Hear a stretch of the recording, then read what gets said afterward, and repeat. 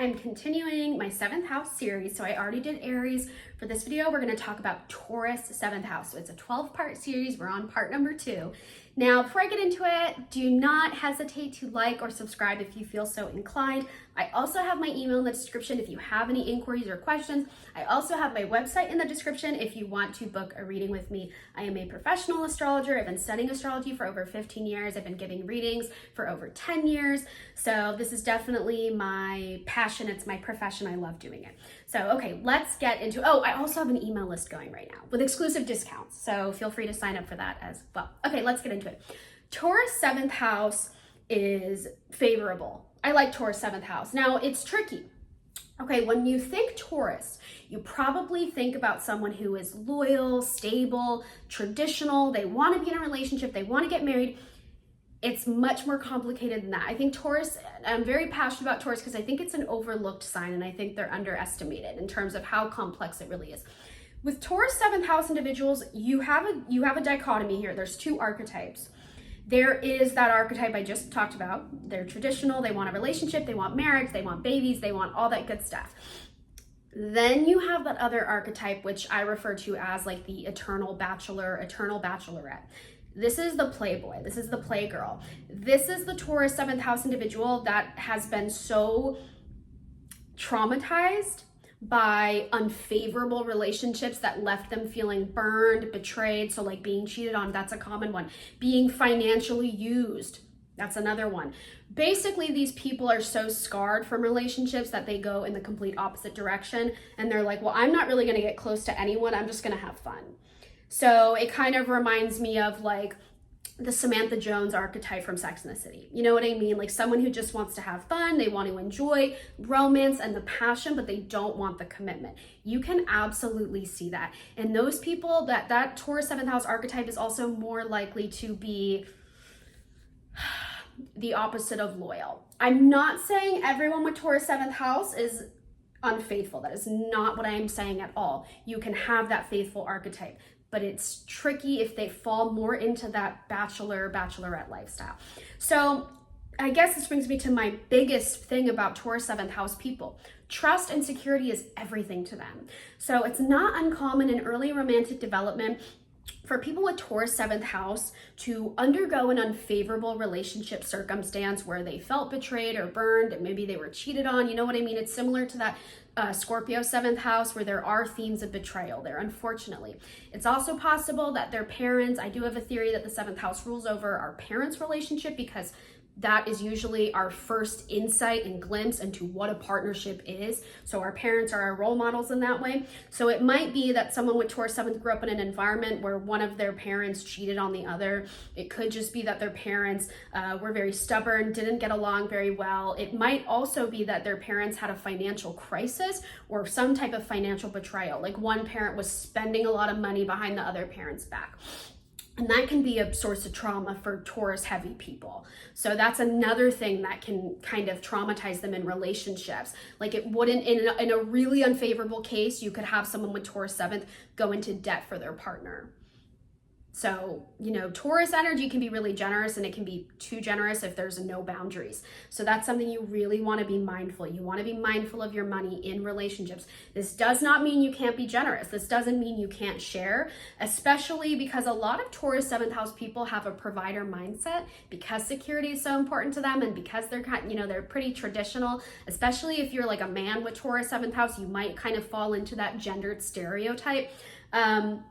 But if you lack boundaries and you're giving to someone who is not giving to you or expressing gratitude, that's when you can fall into a disaster basically and fall into debt, like literally. So you want to be careful of your money in relationships, but this could note some type of financial trauma associated with relationships, okay? So long story short, these people can have trust issues. And in early romantic development, they might attract people to them that inflame their trust issues, exasperate them, trigger them, poke at them. So you need boundaries.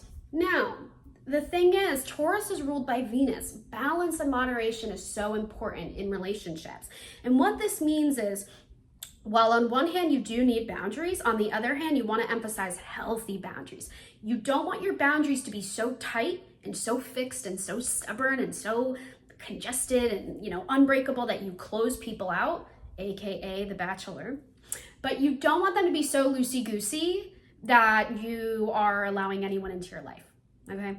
So firm, healthy, realistic boundaries that are sustainable. Now, in a favorable sense, I really like Taurus 7th house. You can attract someone secure, someone stable, someone wealthy, someone financially comfortable. You can attract someone who also really prioritizes security in relationships similar to you. You can also attract someone who maybe they associate some of the comfort in a relationship with the material security that their relationship has. So basically, the more material security you feel in a relationship, the more in love you can feel, the more safe you feel, basically. So it's not about being like a gold digger or anything like that. It's just about feeling safe and secure. And for a lot of us, we in a capitalist society, we associate that with having money. And I don't really think there's anything wrong with that. You know, finances is like, I'm pretty sure the #1 cause of divorce, okay? So it's good to be on the same page in terms of financial goals. So a benefit here is if you have Taurus 7th and you remain mindful of your boundaries, you can attract someone financially secure, someone who is goal oriented when it comes to like making money, saving their money, spending it wisely, making solid investments. So it's really good for that. And in dealing with money, you could meet your partner at work. You could meet your partner in a professional environment. You could meet your partner in some type of environment that just kind of promotes like financial wellness, basically. So that's something worth noting. You might even marry someone who works in finances, stocks, investments, or someone who just works in a really financially lucrative field. So that's a definite benefit. Now, because Taurus energy is pretty traditional, this just bodes very well for marriage. It's, you know, people with Taurus 7th house, they usually do want to get married. They want, in a lot of cases too, to have children. They want the whole shebang. They want everything that comes with it. So another benefit is because Taurus is all about sustainability, this is kind of like a one and done likelihood for getting married, if you're not falling into that bachelor lifestyle. Again, if you have boundaries and a favorable expression, this is one and done. You get married once, it's long-term, it's sustainable, it's healthy, it's secure. You don't have to worry about anything else, right? Now, because the energy here is so fixed, you are at an increased likelihood of having a partner who's kind of stubborn, having a partner who is maybe very particular about money. And this doesn't mean they're going to be stingy. They might be very, very generous, in fact. But, you know, they have financial goals and plans. And if you, how do I word this? If you spend money of theirs and they don't know you're doing it, that can cause a problem. Like, you need financial transparency. That's what I'm looking for. You need financial transparency with your partner. So they might be kind of stubborn, but they'll be dependable, your partner. They'll be dutiful. They'll be there for you, and odds are they're gonna want to provide for you. Like, people with Taurus 7th usually have a provider mindset, so they can kind of attract that. And especially, like, you know, if you're in, if you have Taurus 7th house, you can attract someone with a provider mindset, because material security is so important to you. So you can kind of, your feelers go out and it comes back to you. Now, for some, I'm not saying this is everybody with Taurus 7th, but for some, they might marry like within their tax bracket. So social status, financial wellness, that can be really important to someone with Taurus 7th. So they might, you know, if they're wealthy themselves, they might want to just marry another wealthy person. Now, of course, you can marry like outside of your tax bracket if you're going up. And it also depends on like gender roles and how traditional someone with Taurus 7th is. But my point to this is like, status and image and wealth can be kind of important here. It's not going to be everyone with Taurus 7th. At the end of the day, these people are loyal, they're down to earth, they're grounded. It's just that security is really important to them. And they do tend to care about, like, what's the word I'm looking for? Not putting on airs, or it's not even like social etiquette either, but, you know, they care about how their relationship looks and how people like perceive their relationship, basically. So they can kind of, they're very aware of the status of the person they're dating, and that can sometimes determine the type of person they wind up with. So it's, you know, there's a lot of calculation, basically. Again, if you have Taurus 7th, you do have a Scorpio rising.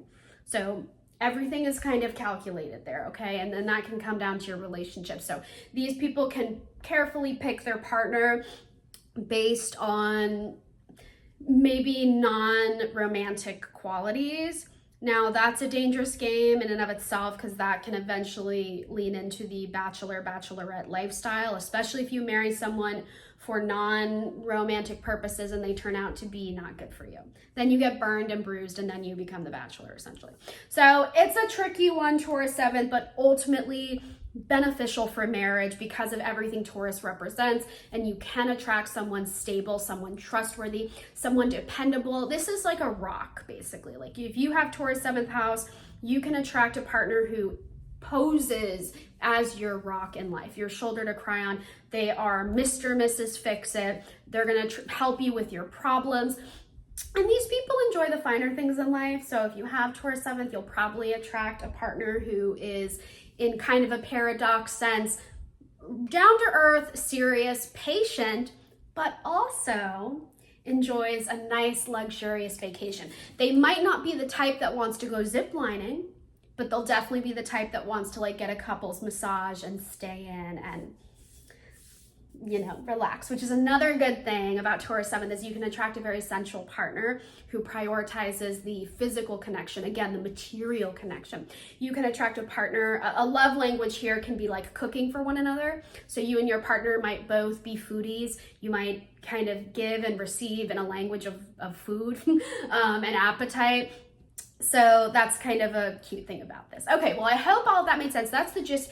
Again, it is going to depend on what planets and celestial bodies are in your 7th house and what your descendant is an aspect to, okay? That can dramatically kind of alter some of these themes, but for the most part, this is like a generalized sense of what Taurus 7th house is like if you have it, or if you are crushing on someone, or if you have a partner with Taurus 7th. I hope this gave you some good insight. Feel free to leave a comment and let me know what you think of this video, and feel free to leave a comment and let me know what you would like to see from me in the future. I will definitely take your considerations into account. And as always, my email's in the description if you have questions. My website is in the description if you want to book a reading, and I do have my email list going. So